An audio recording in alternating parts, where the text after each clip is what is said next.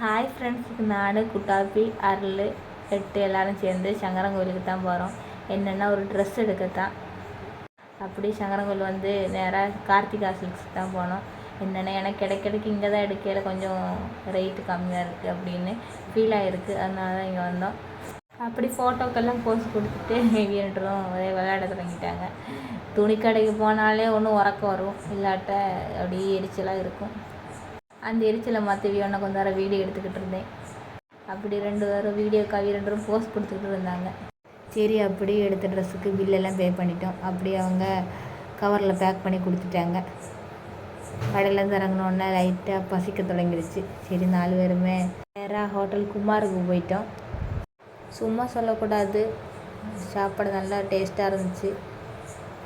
கச்சுக்குட்டி என்னை கூட்டிகிட்டு வரல, நான் வரையில அவன் தூங்கிக்கிட்டு இருந்தான். சரி, அப்போ அவனுக்கும் பார்சல் கட்டிட்டு நேராக வீட்டுக்கு கிளம்பிட்டோம்.